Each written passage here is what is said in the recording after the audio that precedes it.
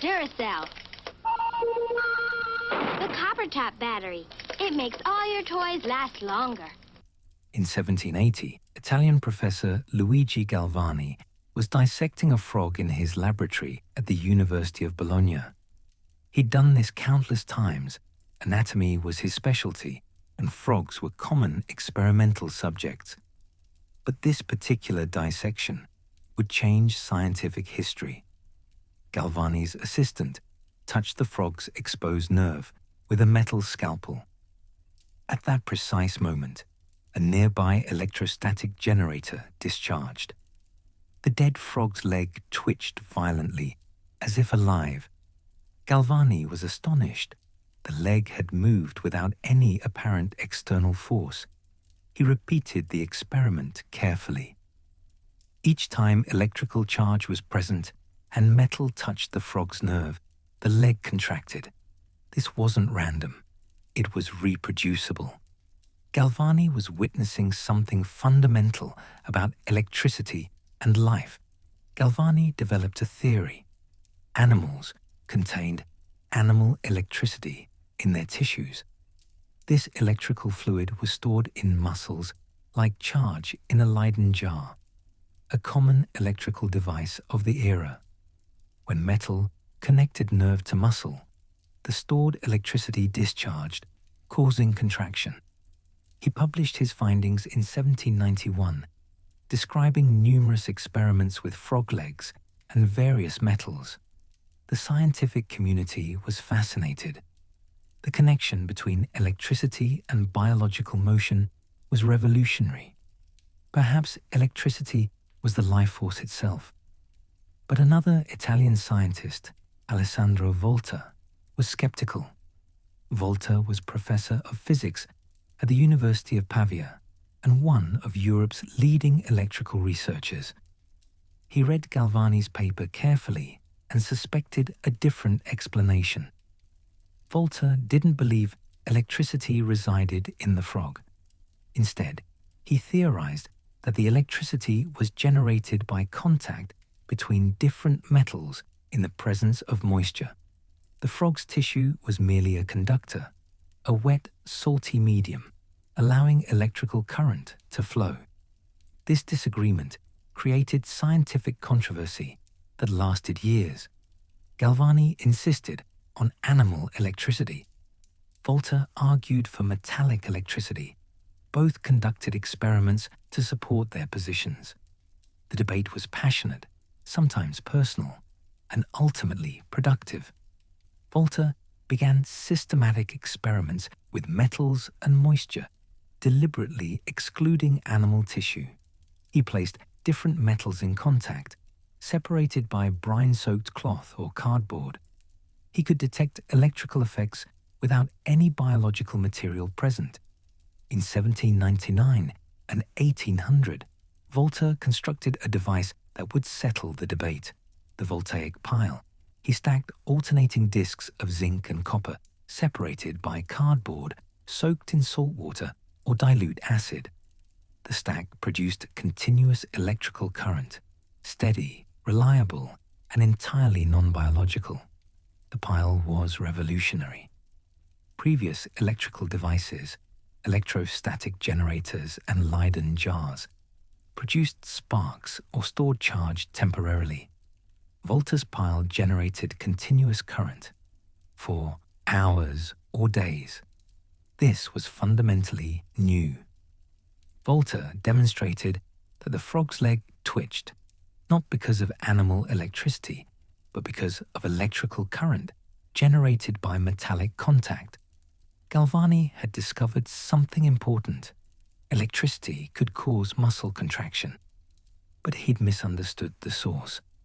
The bitter irony was that Galvani died in 1798, before Volta's decisive demonstration. He never knew the debate's resolution, but both men's contributions were essential. Galvani discovered the phenomenon. Volta explained it and created a practical device.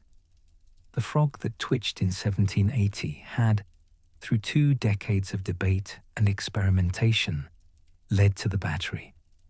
The controversy between Galvani and Volta was scientifically fertile, producing insights into both electricity and biology. Volta's pile was the first battery, the first device to generate electrical current chemically rather than mechanically. And while the debate about animal electricity seemed arcane, the technology it produced would transform human civilization. The dead frog's leg had twitched, and in that twitch, in that moment of metal touching nerve, the electrical age began. The battery was born from controversy, skepticism, and the rigorous investigation that characterized the best of Enlightenment science. The world would never be the same. And it started with a frog.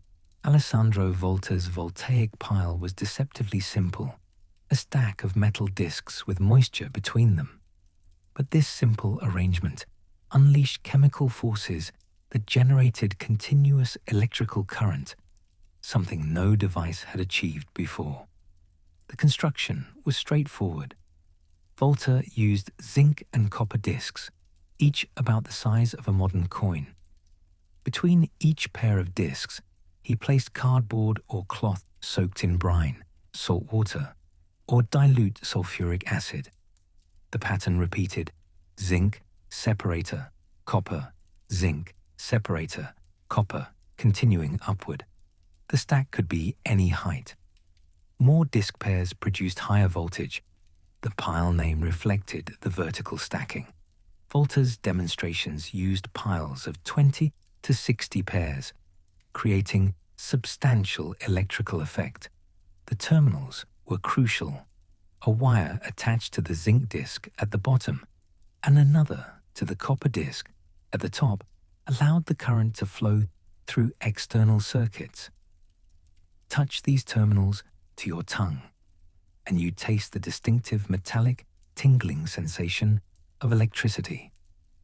The chemistry underlying the pile was complex, though Volta didn't fully understand it. In each zinc-copper pair, chemical reactions occurred. The zinc disc oxidized. Zinc atoms lost electrons and dissolved into the acidic solution. The copper disc received these electrons through the circuit. This electron flow was electric current. The chemical reaction created charge separation, with electrons accumulating at one terminal and positive charge at the other. When a circuit connected the terminals, electrons flowed from negative to positive, powering whatever was in the path. The acid solution was essential. It facilitated the chemical reactions. Pure water wouldn't work well because it couldn't conduct ions effectively. The acid or salt water created an electrolyte, a medium where ions could move, completing the chemical circuit. The choice of metals mattered. Zinc and copper worked well because they had sufficiently different chemical properties. Other metal combinations worked too: silver and zinc, tin and copper. But zinc and copper offered good performance at reasonable cost. Volta spent years optimizing the design. He experimented with different metals, different electrolytes, and different configurations. The voltaic pile was the culmination of this systematic investigation.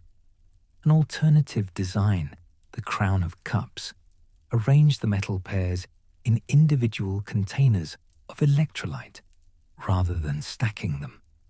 This was less compact, but avoided liquids seeping out of the pile, which was a practical problem with tall stacks. The electrical output was remarkable for the era.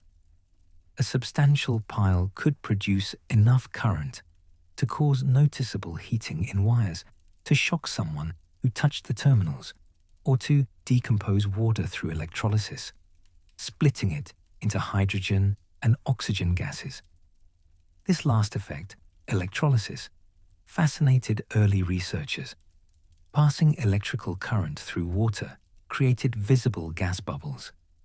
This demonstrated that electricity could cause chemical changes, just as chemical reactions in the pile created electricity. Volta announced his invention in 1800 through a letter to the Royal Society in London. The letter described the pile's construction and effects in detail. The Royal Society was impressed. This was clearly important discovery. Napoleon Bonaparte, then First Consul of France, invited Volta to Paris in 1801 to demonstrate the pile. Volta presented before the French Academy of Sciences and Napoleon himself. The demonstration was successful, and Napoleon awarded Volta a gold medal and made him Count, a noble title. The fame was justified. The voltaic pile was the first practical source of continuous electrical current. It enabled a generation of experiments that would have been impossible before. Scientists could now study electricity systematically with reliable power sources. Within months of Volta's announcement, researchers across Europe were building piles and conducting experiments. The device was reproducible. Anyone with the right materials could build one. This democratization of electrical research accelerated discovery. The pile's limitations became apparent with use.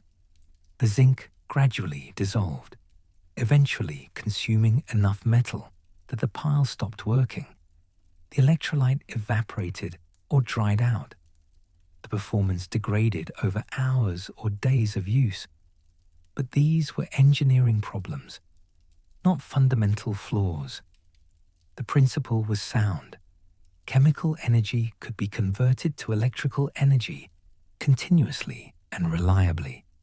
Future inventors would improve the design, but Volta had established the foundation. The pile of discs was elegant in its simplicity. Metal and moisture and chemistry combined to create electricity. The arrangement was simple enough to understand, powerful enough to be useful, and profound enough to open new scientific frontiers. Volta's pile was the first battery, and while batteries would evolve dramatically over the next 2 centuries, the fundamental principle remained Volta's: chemical reactions generating electrical current through orderly arrangement of materials. The simple pile of discs powered a revolution. 1 zinc disc, 1 copper disc, 1 soak separator at a time. The voltaic pile's first major practical application arrived in the 1830s and 1840s with the electric telegraph. This communication revolution depended entirely on batteries providing the electrical current that carried messages across wires. Before the telegraph, long-distance communication was slow. Messages traveled at the speed of horses, ships, or carrier pigeons. A letter from London to New York took weeks by ship. Urgent information traveled no faster than transportation allowed. Optical telegraphs, systems of towers with movable arms that signaled messages visually, existed in France and elsewhere. But these required line of sight between towers, were weather-dependent, and were expensive to build and maintain.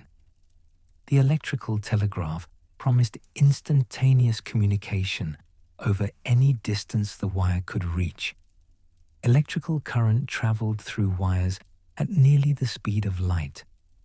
A signal sent from one end of a wire appeared at the other end essentially immediately. Samuel Morse in America and Charles Wheatstone and William Cooke in Britain developed practical telegraph systems in the 1830s. Their systems differed in details, but all required electrical current to operate. And that current came from batteries. The early telegraph batteries were voltaic piles or descendants of them. Telegraph stations typically had battery rooms with rows of cells, individual battery units, connected in series to produce sufficient voltage to push signals through long telegraph wires. The battery maintenance was substantial. Telegraph operators had to monitor battery condition constantly. The acid electrolytes evaporated and needed replenishing. The zinc plates gradually dissolved and required replacement. Battery maintenance was essential but unglamorous work. Improved battery designs emerged to serve telegraph needs. John Daniell in Britain developed the Daniell cell in 1836, which used copper sulfate and zinc sulfate solutions in a two-compartment design. This reduced some problems of simple voltaic cells and had more stable voltage output. The Daniell cell became standard in British telegraph systems. It was more expensive than simple voltaic cells, but lasted longer and performed more reliably. Crucial advantages when telegraph networks spanned hundreds of miles. Robert Bunsen in Germany developed another improved design using zinc and carbon electrodes in chromic acid. The Bunsen cell produced higher voltage than Daniell cells and was widely adopted in continental European telegraph systems. The first practical telegraph line, Baltimore to Washington, completed in 1844, used Morse's system, powered by batteries. The famous first message, "What hath God wrought?" traveled via electrical current from batteries in Baltimore. Telegraph expansion was rapid. By the 1850s, telegraph lines connected major cities throughout America and Europe. The transcontinental telegraph, completed in 1861, linked American coasts. The transatlantic telegraph cable, successfully completed in 1866 after earlier failures, connected continents. All these telegraph systems needed batteries. Telegraph stations worldwide became battery maintenance centers. The demand for zinc, copper, and sulfuric acid increased dramatically. A new industrial chemical supply chain emerged to support telegraph battery needs. The reliability requirements were demanding. Telegraph communication had to work continuously. Businesses and governments depended on it. Battery failure meant communication failure, so redundant battery arrays were standard at major stations. The telegraph operators developed expertise in battery maintenance. They learned to recognize signs of failing cells, to adjust electrolyte concentrations, and to replace worn components. This practical knowledge spread through the telegraph operator community. The economic impact was enormous. Stock prices, news, business orders, all could now move at electrical speed rather than transportation speed. Information advantage became temporal, minutes or hours rather than days or weeks. Markets synchronized across distances. Military communications were transformed. During the American Civil War, both sides used telegraph extensively for command and control. Generals could coordinate operations across hundreds of miles. The war itself drove telegraph expansion and improved battery technology. Weather information benefited from telegraph. Distant storm observations could be transmitted quickly, enabling weather prediction. The telegraph created the first real-time information networks spanning continental distances.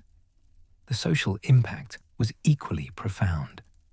Personal telegrams, expensive but fast, allowed distant family communication during emergencies. The immediacy changed how people thought about distance and connection. Railroad safety improved through telegraph.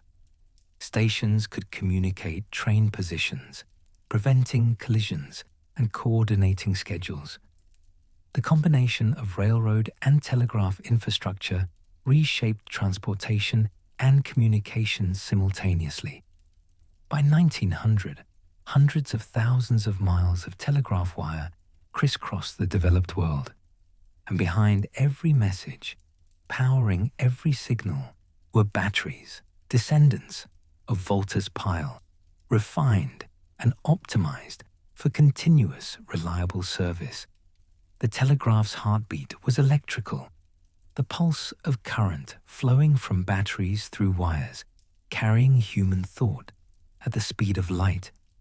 And that heartbeat was powered by chemical reactions in battery cells, converting zinc and acid into information and connection. Volta's pile had found its purpose. The abstract scientific curiosity had become practical necessity, connecting humanity across distances that would have seemed magical decades earlier. The battery powered the telegraph. The telegraph powered the information age, and it all flowed from Volta's simple stack of discs. In 1896, the portable electric flashlight appeared, a handheld device that finally freed light from fixed locations. This simple tool, powered by dry cell batteries, was the battery's conquest of everyday life. Before flashlights, portable light meant fire, candles, lanterns, oil lamps, or torches. These were dangerous. Open flames could ignite clothing, start fires, or explode in flammable environments. They required fuel, produced smoke, and were extinguished by wind or rain. Electric light existed. Edison's incandescent bulb appeared in 1879, but it required connection to electrical systems. Electric lights stayed where the wires went. Portable electric light required portable electrical power. The dry cell battery, developed by Carl Gassner in 1886 and improved by various inventors, made portable electrical power practical. Unlike voltaic cells with liquid electrolytes, dry cells used paste electrolytes that wouldn't spill. This made them truly portable. The dry cell used zinc casing as the negative electrode, a carbon rod as the positive electrode, and a paste of ammonium chloride and other chemicals as the electrolyte. The design was sealed. No acid to spill, no water to evaporate, and relatively durable. Joshua Lionel Cowan and Conrad Hubert, working for the American Electrical Novelty and Manufacturing Company, later Eveready, developed the first practical flashlight around 1896-1899. The name flashlight came from early versions' intermittent operation. They couldn't sustain continuous light, only brief flashes. Early flashlights were crude. The batteries were weak, the bulbs inefficient, and the reflectors poorly designed. The light was dim and yellowish. But it was revolutionary.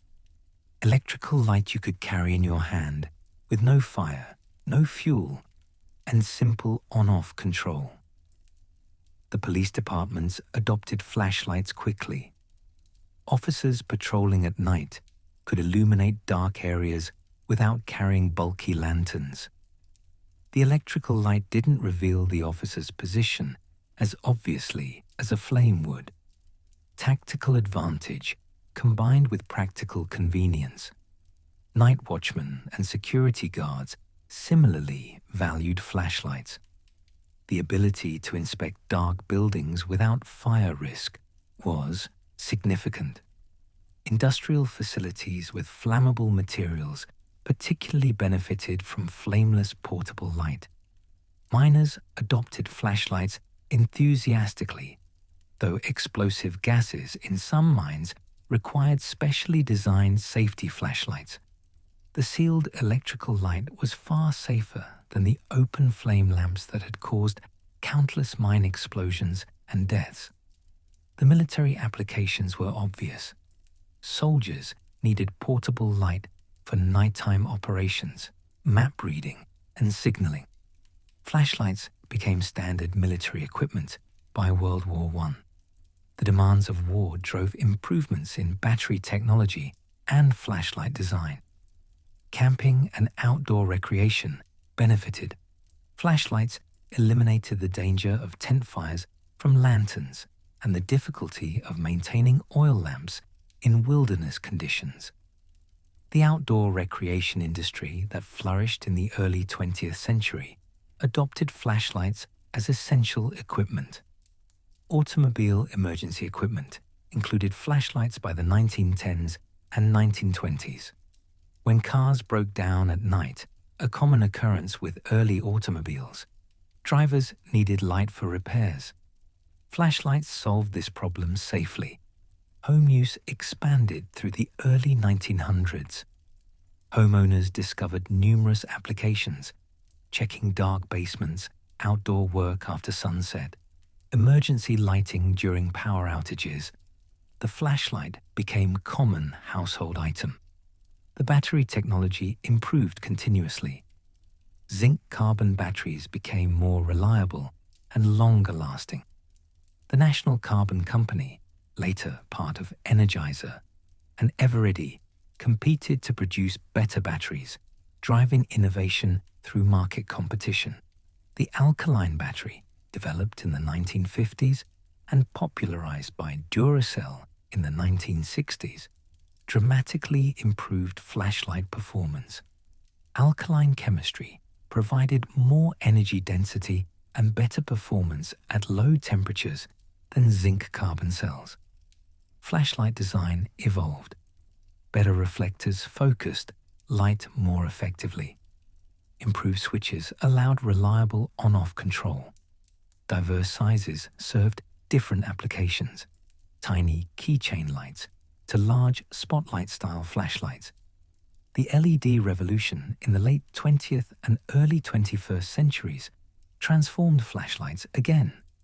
Light-emitting diodes were far more energy efficient than incandescent bulbs. LED flashlights ran for many hours on the same batteries that powered incandescent lights for only minutes. Modern LED flashlights produce light intensity that would have seemed impossible to early users. A small handheld light can illuminate hundreds of feet. The battery consumption is minimal compared to light output. Rechargeable batteries created another revolution. Instead of disposing of dead batteries, users could recharge them repeatedly. This reduced cost per use and environmental impact, though it required keeping chargers available. The flashlight represented battery technology's democratization. This wasn't specialized scientific equipment or industrial infrastructure. This was personal portable power in everyone's hands. The battery had moved from laboratory curiosity to everyday necessity. The freedom the flashlight provided was literal illumination and metaphorical empowerment. You could light your own way, independent of fixed infrastructure. The portable light was portable independence. From Volta's pile to dry cells to alkaline and rechargeable batteries, the chemical electricity evolved, and the flashlight, simple, practical, universal, demonstrated that evolution's impact. The battery had powered everything by first powering the simple act of seeing in the dark. The flashlight's freedom was the battery's promise fulfilled. Portable power, personal control, independence from infrastructure. One battery, one bulb, one beam of light at a time. In the 1920s and 1930s, radio technology miniaturized sufficiently to create portable battery-powered receivers. This brought broadcast communication to places mains electricity couldn't reach, fundamentally changing information access and rural life. Early radios required connection to electrical outlets. They were furniture-sized devices with vacuum tubes that consumed considerable power. Radios were stationary, urban, and dependent on electrical infrastructure. Battery-powered portable radios existed in the 1920s, but portable was relative. These devices weighed 20 to 30 pounds and required multiple large batteries. A batteries for tube filaments, B batteries for high-voltage plate supply. True portability remained elusive. Rural electrification lagged far behind urban areas. In 1930, only about 10% of American farms had electricity. Similar patterns existed worldwide. This meant radio, the transformative communication technology of the era, was unavailable to rural populations. Battery-powered radios solved this problem. Farmers and rural residents could own radios without electrical service. The batteries were expensive and required periodic replacement, but the cost was justified by the value radio provided. The information access was transformative. Weather forecasts helped farmers plan planting and harvesting. Market reports informed livestock and crop sales. News connected isolated communities to regional, national, and world events. The entertainment value was equally important. Rural families gathered around battery radios for comedy shows, music programs, and drama series. The isolation of rural life was reduced by this electronic connection to wider culture. Religious programming reached rural audiences through battery radios. Many American radio stations broadcast church services and religious content. For rural families unable to attend church regularly, radio services provided religious connection. Political communication changed. Politicians could reach rural voters directly through radio broadcasts. Campaign speeches, debates, and political advertising reached farms and small towns that were difficult to reach through print or in-person appearances. Educational broadcasting served rural schools. Radio lessons supplemented limited educational resources in one-room schoolhouses. Children in remote locations accessed education content that would otherwise have been unavailable. The battery consumption was significant. A typical battery-powered radio might consume its batteries after 40 to 80 hours of use. For families using radios several hours daily, battery replacement costs were substantial portions of limited rural budgets. Battery technology improved to serve radio needs. The development of longer-lasting batteries with better energy density reduced replacement frequency and cost. Radio manufacturers and battery companies worked together. Better batteries enabled better radios. The farm radio became a distinct product category. These receivers were designed for maximum battery efficiency, often sacrificing sound quality or features to extend battery life. They were ruggedized for dusty, temperature-variable farm environments. The economic impact on rural communities was measurable. Farmers with radio access had information advantages in markets, made better-informed agricultural decisions, and were more engaged civically. Radio ownership correlated with improved economic outcomes. The social connectivity reduced rural isolation. Farm families felt less cut off from mainstream society. Young people particularly valued radio's connection to urban culture and entertainment. The battery-powered radio was cultural lifeline. World War II increased portable radio importance.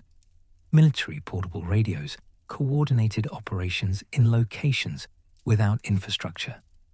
These military developments drove battery technology improvements that benefited civilian applications post-war. The transistor's invention in 1947 and its application to radios in the 1950s revolutionized portable radio. Transistor radios consumed far less power than vacuum tube radios, making small, truly portable radios practical with batteries that lasted hundreds of hours. The transistor radio became a cultural phenomenon. Teenagers carried radios everywhere, listening to rock and roll. The personal audio experience, choosing what to listen to independently, was new and culturally significant. International broadcasting reached new audiences through portable battery-powered radios. Voice of America, BBC World Service, and other international broadcasters reached listeners in regions without electrical infrastructure or where government-controlled stations dominated. Developing countries benefited particularly. Battery-powered radios brought information, education, and health information to regions with minimal infrastructure. Radio became a development tool for disseminating agricultural information, health guidance, and literacy education. Disaster response utilized portable battery radios for emergency communication. When disasters destroyed electrical infrastructure, battery-powered radios continued functioning, providing critical information to affected populations. The portable radio demonstrated battery technology's social impact. This wasn't just convenience or entertainment. It was fundamental change in information access and cultural participation. The battery made this possible by untethering communication from fixed infrastructure. From voltaic piles powering telegraph systems to dry cells powering flashlights to improved batteries powering portable radios, the evolution continued. Each application built on previous developments, extending battery power to new domains. The portable radio's voice spoke through batteries. Chemical energy became electromagnetic waves, became sound waves. Information and culture flowing wirelessly from battery-powered receivers into human lives, independent of electrical grids. The battery had powered information flow first through wired telegraph, now through wireless broadcast. The next frontier, truly personal portable electronics, was approaching, and batteries would power that revolution too. In 1958, the first implantable cardiac pacemaker was installed in a human patient. This medical device, powered by a battery, would save countless lives and demonstrate that batteries could be literally life-sustaining. The human heart beats through electrical signals. Specialized cells generate rhythmic electrical impulses that propagate through heart muscle, coordinating contractions. When this electrical system fails, the heart may beat irregularly, too slowly, or stop entirely. External cardiac pacing existed before implantable pacemakers. Electrodes placed on the chest delivered electrical pulses to stimulate heartbeats. But these were temporary emergency measures. Patients couldn't live long-term tethered to large external equipment. The challenge was miniaturization. Creating a pacemaker, small enough to implant in the human body, required tiny yet reliable electrical components and, crucially, a battery that would last years while remaining biocompatible and small. The first implantable pacemaker, developed by Wilson Greatbatch in collaboration with surgeon William Chardak, used mercury-zinc batteries. These provided sufficient voltage and energy density to fit in an implantable package. The first patient, Arne Larsen, received his pacemaker in 1958. The device failed after a few hours, and a second pacemaker was implanted immediately. That second device lasted longer, demonstrating the concept's viability. Larsen lived until 2001, outliving both the surgeon and the engineer who created his pacemaker. The battery was both the enabler and the limitation. Early pacemakers required battery replacement surgery every 18 to 24 months. The patient underwent surgical procedure repeatedly to replace batteries. The risk and inconvenience were justified because the alternative was death. The battery technology improved rapidly. Mercury-zinc batteries were replaced by lithium iodine batteries in the 1970s. These lasted 5 to 10 years, dramatically reducing the need for replacement surgeries. The lithium chemistry offered better energy density and more stable discharge characteristics. The biocompatibility was crucial. Batteries implanted in human bodies had to be hermetically sealed. No leakage of toxic battery materials into body tissues. The sealing technology was as important as the battery chemistry itself. The reliability requirements were extreme. A pacemaker battery failure could be immediately fatal. The quality control and testing for implantable batteries far exceeded ordinary battery standards. Every cell was exhaustively tested before implantation approval. The physiological integration was remarkable. The pacemaker's electrical pulses had to match the heart's natural rhythm needs. The battery had to deliver consistent voltage as the heart demanded it, sometimes constantly, sometimes intermittently, depending on the patient's condition and activity level. Modern pacemakers are sophisticated computers. They monitor the heart's natural rhythm and only pace when necessary. This demand pacing conserves battery power by not pacing unnecessarily. The algorithms optimize for both patient health and battery longevity. The battery life projections use mathematical models predicting discharge curves. Cardiologists can estimate remaining battery life and schedule replacement surgeries proactively before battery depletion creates risk. The battery size has decreased dramatically. Early pacemakers were substantial, the size of a pack of cigarettes or larger. Modern devices are smaller than a wristwatch, largely because battery technology has improved energy density enormously. The implantable cardioverter defibrillator, ICD, appeared in the 1980s. These devices monitor heart rhythm and deliver electrical shocks if dangerous arrhythmias occur. ICDs require significantly more energy than pacemakers because shock delivery consumes considerable power.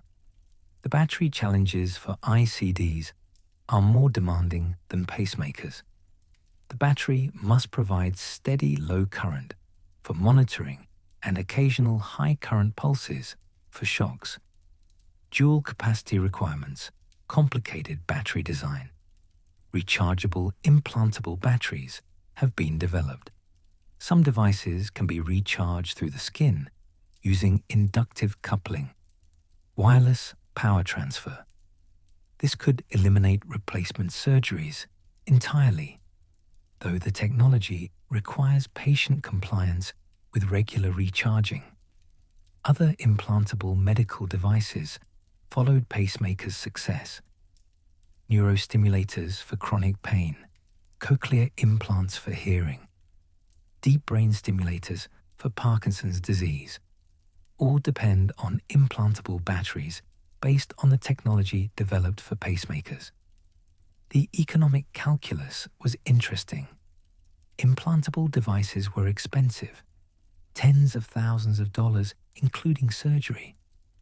But they prevented disability and death, enabling patients to work and live normally. The cost-effectiveness was favorable despite high initial costs. The quality of life improvements were profound. Pacemaker patients could live active lives, working, exercising, traveling. The device was invisible and required minimal maintenance. The only regular intervention was battery replacement surgery every several years. The psychological impact mattered. Carrying a battery-powered device in your chest created unique relationship with technology. Some patients reported heightened awareness of their heartbeat and anxiety about battery life. Others simply felt grateful for the life extension. The regulatory framework for implantable batteries was rigorous. The U.S. Food and Drug Administration and equivalent agencies worldwide subjected medical batteries to extensive testing and approval processes. Patient safety demanded the highest standards.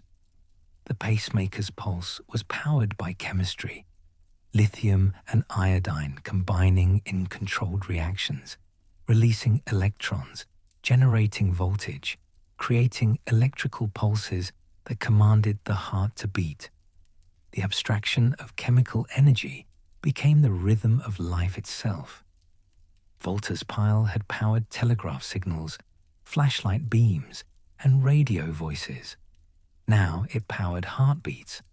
The battery had progressed from scientific curiosity to communication enabler to life-sustaining medical device. The implantable battery represented the technology's ultimate intimacy. Not just portable power, but power integrated into the body itself. The battery didn't just support life, it was life for patients whose hearts couldn't beat without it. From metal discs in a laboratory to lithium cells in a chest cavity, the journey was complete. The battery had become part of the human body, the quiet heartbeat underneath the heartbeat, the chemical pulse enabling the biological one. The laptop computer, appearing in the 1980s and becoming ubiquitous by the 2000s, represented battery technology's conquest of computing. Portable computing power untethered from wall outlets transformed work, education, and daily life. Early computers were room-sized installations requiring enormous electrical power. The ENIAC, completed in 1945, consumed 150 kilowatts, enough to power a small neighborhood. Battery power was unthinkable. Miniaturization through transistors and integrated circuits made computers smaller, but they remained power-hungry devices requiring wall power. The first portable computers in the early 1980s, like the Osborne 1, were luggable rather than portable. They had handles, but weighed 24 pounds and needed to be plugged in to operate. True portable computing required both miniaturization and better batteries. The development of rechargeable nickel-cadmium, NiCad, and later nickel-metal hydride, NiMH, batteries provided higher energy density than disposable batteries, but still limited laptop runtime to 2 to 3 hours. The energy density problem was fundamental. A laptop computer consumes 20 to 50 watts during operation, far more than a flashlight or radio. Storing sufficient energy in a portable package to power a laptop for useful durations required battery technology advancement. Lithium-ion battery development in the 1990s transformed portable computing. Sony commercialized lithium-ion batteries in 1991, initially for camcorders. The energy density was nearly double that of NiMH batteries, and the cells were lighter and more compact. Laptop manufacturers rapidly adopted lithium-ion batteries. By the late 1990s, most laptops used lithium-ion cells, enabling 4 to 6 hour runtimes in normal use. This was sufficient for transcontinental flights, full workdays in locations without power, and genuine mobile computing. The laptop's untethering changed work fundamentally. Knowledge workers could work from cafes, airports, parks, anywhere with a flat surface. The office became optional rather than necessary for many occupations. Education was transformed. Students could take laptops to class, library, or dorm room. The computer as personal device moved from desktop, tied to specific locations, to laptop, moving with the user throughout the day. The business model implications were significant. Industries emerged around mobile work, co-working spaces, coffee shops positioning themselves as work locations, and entire business categories built on mobile professional services. The battery management became sophisticated. Laptops included power management systems that optimized battery life by reducing processor speed when running on battery, dimming displays, and managing peripheral power consumption. The software-hardware integration extended battery runtime significantly. The charging infrastructure developed. Airports, cafes, libraries, and hotels installed power outlets specifically to serve laptop users. Access to charging became expected amenity. The social contract evolved. Businesses provided power. Users became customers. The battery anxiety became real psychological phenomenon. Laptop users constantly monitored battery levels. The fear of battery depletion before finding power created genuine stress. The battery percentage indicator became object of obsessive attention. External battery packs appeared as accessories. Users could carry additional batteries to swap when the primary battery depleted, or later, portable USB battery banks that could charge laptops through USB-C power delivery. The battery ecosystem expanded. The environmental impact of lithium-ion batteries became concern. The batteries contained materials that required mining: lithium, cobalt, nickel. The extraction had environmental and human rights implications. Battery recycling programs emerged to recover these materials. The fire risk was real, if minor. Lithium-ion batteries store significant energy density, and damage or manufacturing defects could cause thermal, runaway, uncontrolled heating that could ignite fires. Airlines restricted spare lithium batteries in checked luggage.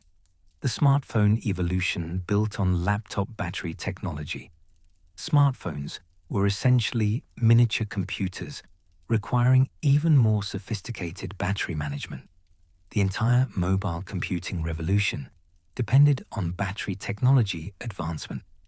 The smartwatch and wireless earbuds pushed miniaturization further.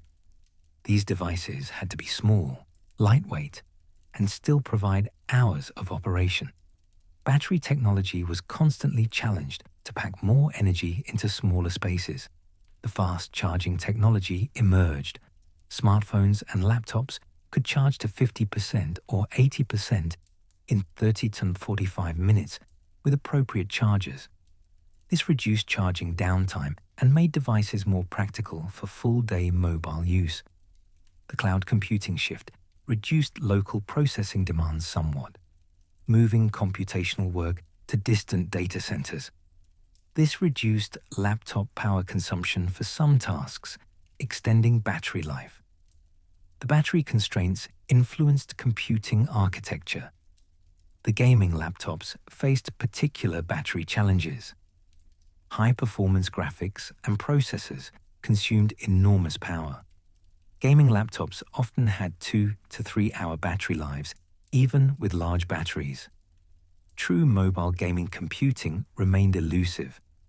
The workstation replacement phenomenon showed batteries' limitations. As laptops became powerful enough to replace desktop workstations for professional use, the power consumption increased. High-end creative and engineering work drained batteries quickly. The hybrid devices, laptops that converted to tablets, balanced battery life against performance and weight. The compromises were complex engineering challenges involving thermal management, power consumption, and user expectations. The computer's untethering was incomplete but transformative. Laptops weren't truly free from power constraints. They needed charging regularly, and high-performance use drained batteries quickly. But the partial freedom was revolutionary.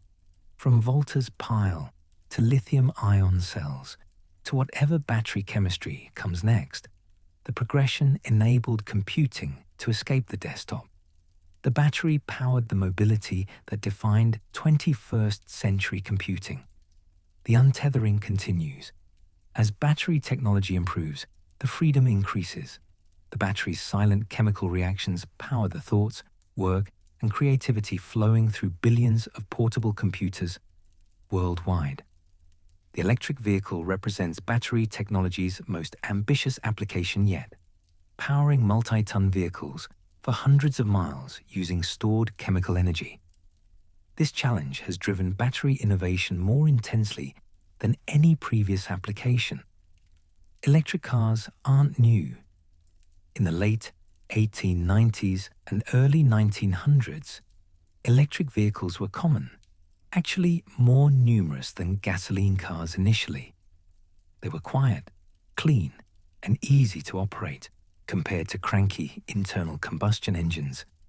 But batteries were the limitation. Early electric cars used lead-acid batteries, heavy with low energy density. An electric car might weigh 3,000 pounds with 1,000 pounds of batteries, providing only 40 to 50 miles of range. This was adequate for urban use, but limiting compared to gasoline cars. Gasoline energy density was superior.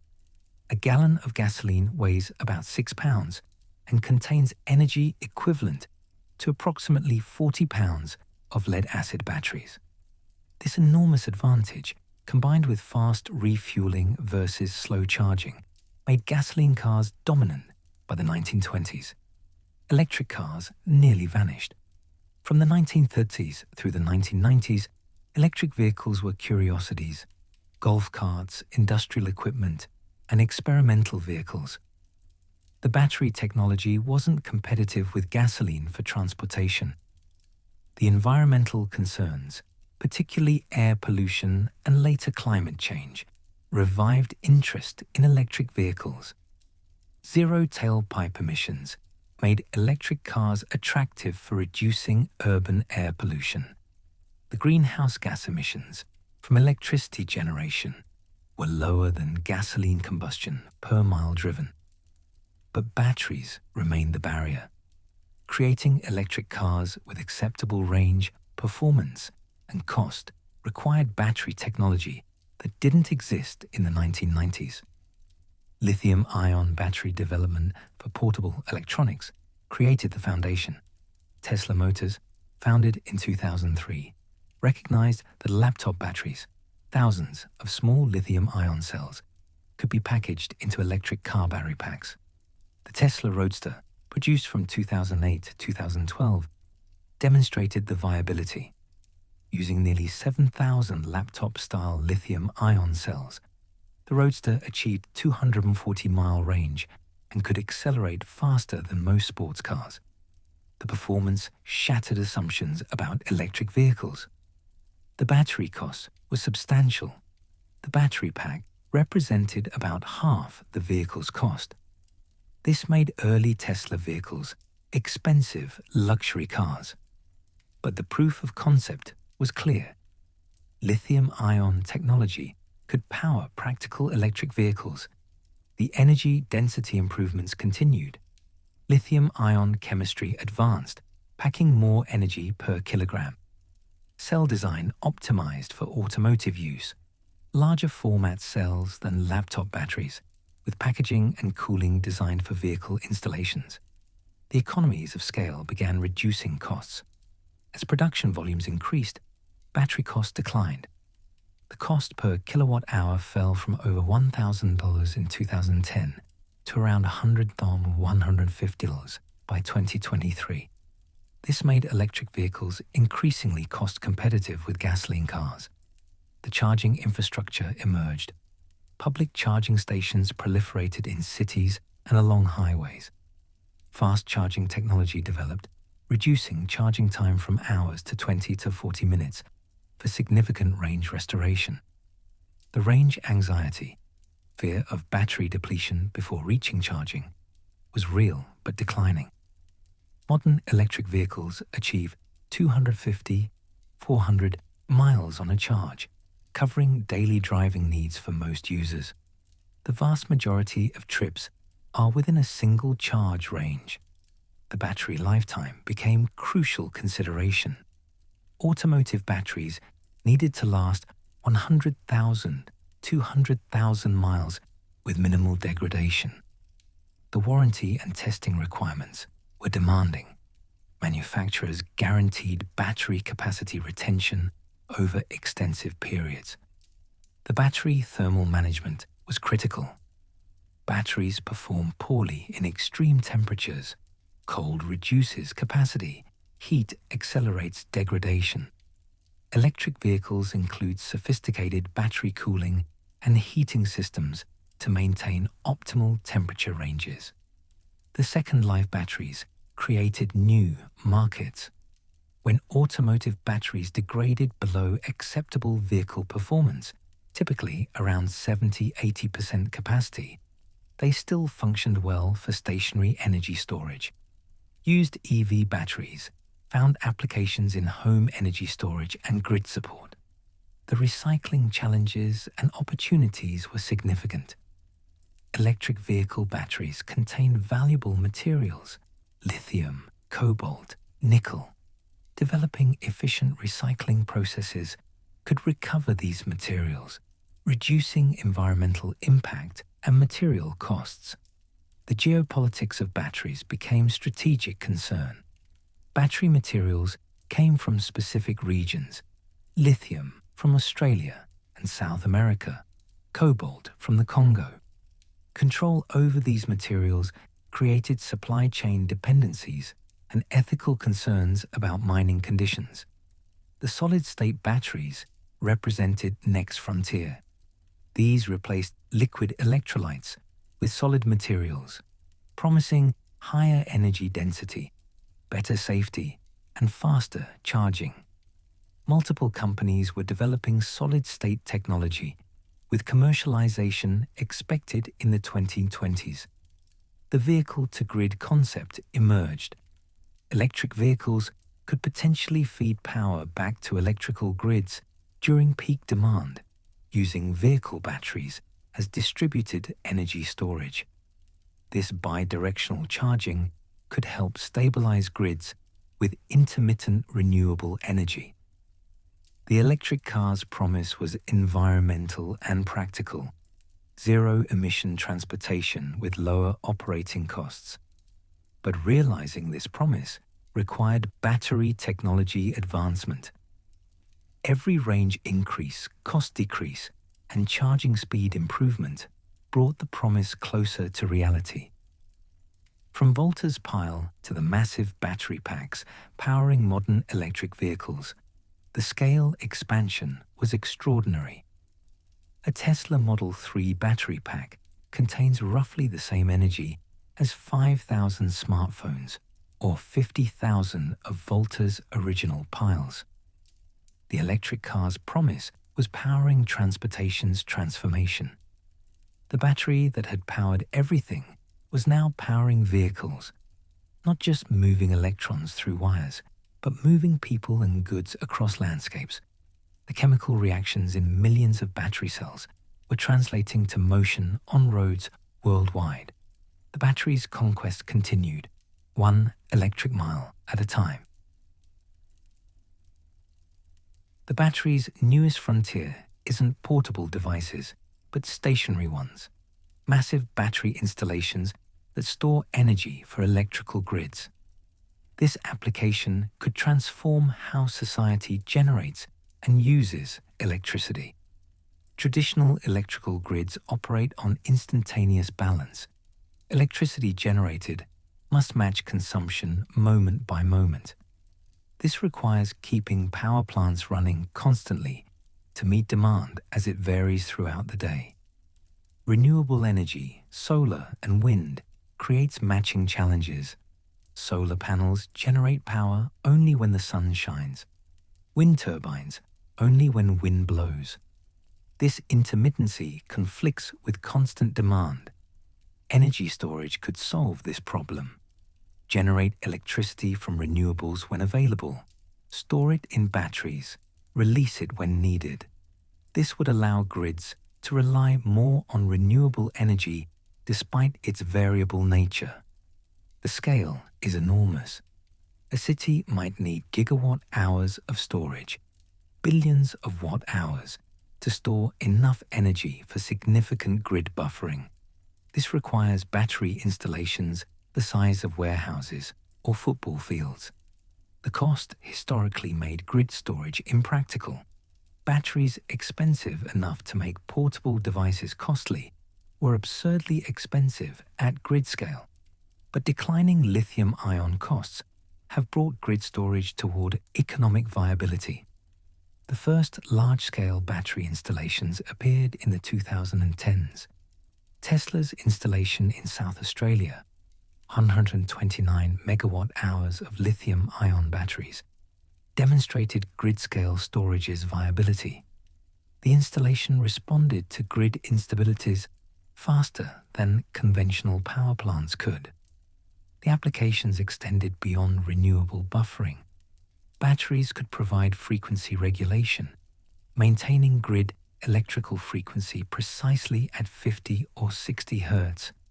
They could provide backup power during outages. They could reduce peak demand on power plants by storing energy during low demand and releasing it during peaks. The economic case was complex. Grid batteries were expensive capital investments, but provided multiple revenue streams: energy arbitrage, buying cheap power, selling expensive power, capacity payments, frequency regulation services, and transmission deferral. The California duck curve illustrated the challenge batteries could solve. Solar power generation created midday electricity surplus, while evening peak demand occurred after sunset. The mismatch created duck curve shape in net load graph. Batteries could absorb midday surplus and discharge during evening peaks. The Hawaii Islands faced particular challenges. Isolated electrical grids with high solar penetration created stability issues. Battery installations helped balance the grid, enabling higher renewable energy percentages. The Puerto Rico hurricane recovery highlighted battery potential. After Hurricane Maria destroyed much of the island's grid, Tesla and other companies installed battery systems paired with solar panels, creating resilient microgrids, independent of the damaged central grid. The virtual power plant concept emerged, aggregating thousands of home batteries into a network that functions collectively as large-scale storage.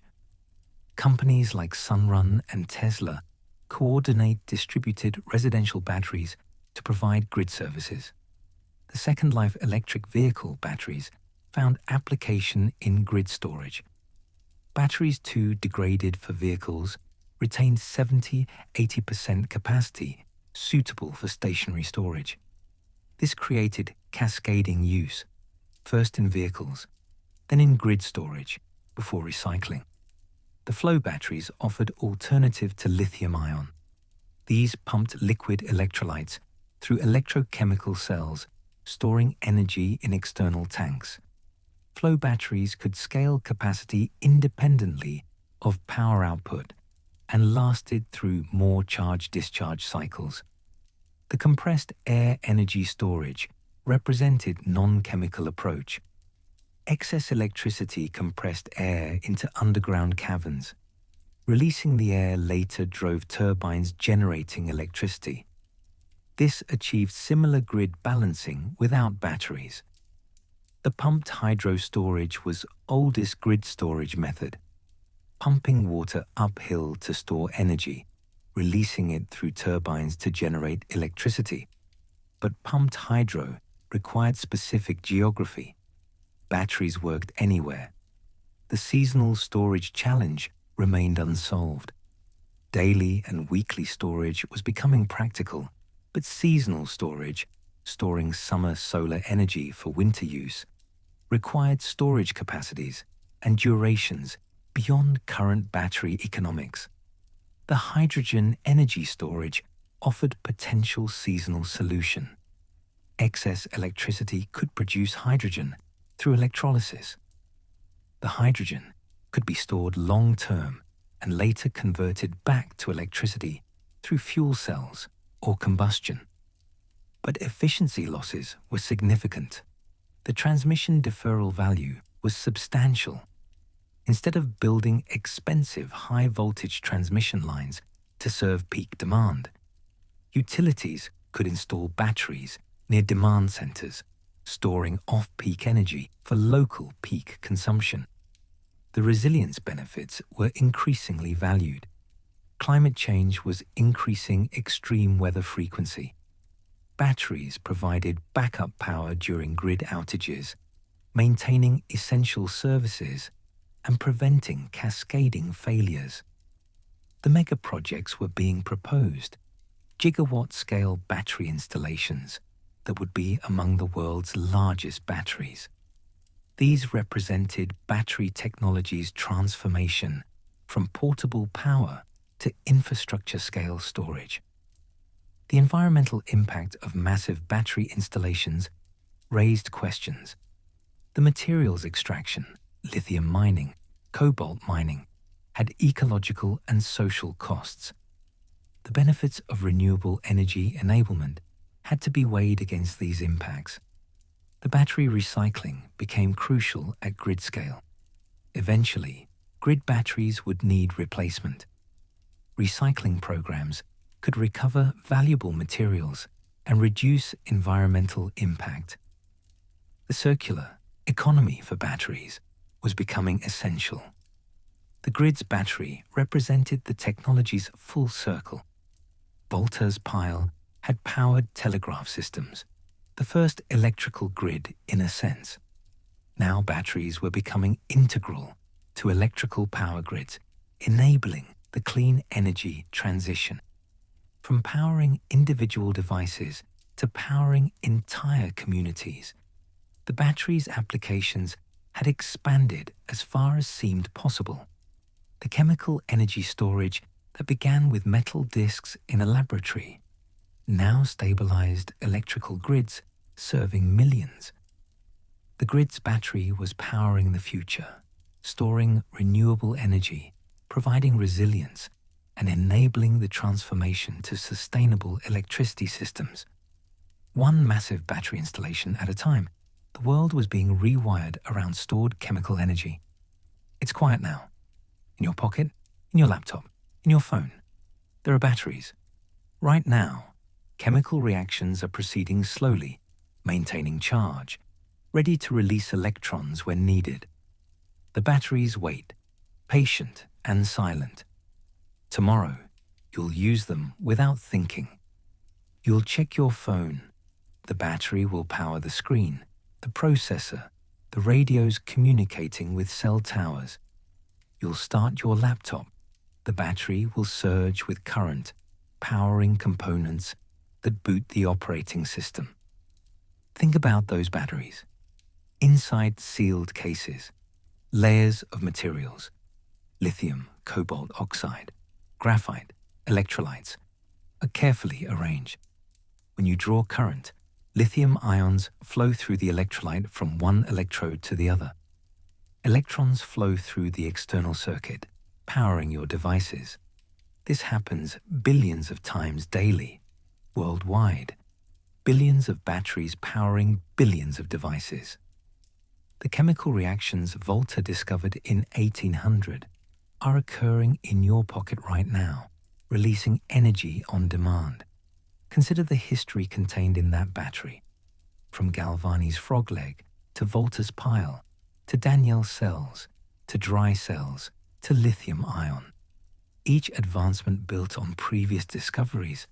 Your phone's battery represents over 200 years of scientific progress. The energy density is remarkable. A smartphone battery weighing a few ounces contains enough energy to operate the device for hours, powering computational capabilities that would have filled rooms a generation ago. Volta's pile would need to be hundreds of feet tall to match it. Think about what those batteries enable. Communication across any distance, information access from anywhere, work untethered from offices, entertainment always available, navigation that never gets lost. The battery makes the connected, mobile world possible. The invisibility of batteries is testament to their success. You notice them only when they fail or deplete. The rest of the time, they work silently, reliably, enabling everything else. Consider the limitations that remain. Battery life is always concern. Devices must be recharged regularly. The battery capacity constrains what devices can do. Manufacturers balance performance against power consumption to maximize battery life. The charging ritual has become part of daily life. Plugging in devices before sleep, carrying charging cables, seeking outlets in public spaces. The relationship with batteries involves constant awareness of their state and needs. Think about the future. Solid-state batteries promise higher energy density and faster charging. Alternative chemistries might eliminate rare materials or environmental concerns. The battery will continue evolving. The applications continue expanding. Batteries may power aircraft, ships, and heavy equipment. Grid storage may become as fundamental as power plants. Medical implants may become smaller and longer lasting. The environmental considerations grow more pressing. Battery materials must be sourced responsibly. Manufacturing must minimize impact. Recycling must recover materials efficiently. The battery's environmental sustainability will determine its future role. The geopolitical implications are significant. Control over battery materials creates power dynamics. Manufacturing capabilities determine economic advantage. The battery industry is a strategic resource, like oil in the 20th century. But tonight, these complexities fade. Your battery simply waits, ready for tomorrow. The lithium ions are positioned, the electrons are prepared, the chemical potential is stored. Think about Volta in his laboratory, stacking metal discs with brine-soaked cardboard between them. He couldn't have imagined the world his invention would enable. He couldn't have foreseen the billions of descendants of his pile powering human civilization. Yet the principle remains his. Controlled chemical reactions releasing electrons, different metals or materials creating voltage through their interactions. The essential insight hasn't changed, only the implementation. Your phone sits nearby, battery slowly self-discharging even when unused. The chemical reactions never completely stop. By morning, it might lose 1 to 2% charge to these internal reactions, but it will still be ready when you wake. The battery has powered everything by being always ready, reliably available, silently functional. It has enabled portable electronics, mobile communication, electric vehicles, and renewable energy storage, transforming society while remaining largely invisible. Consider the odd humility of the battery. It's essential infrastructure for modern life, yet it serves quietly. It doesn't demand attention until it's depleted.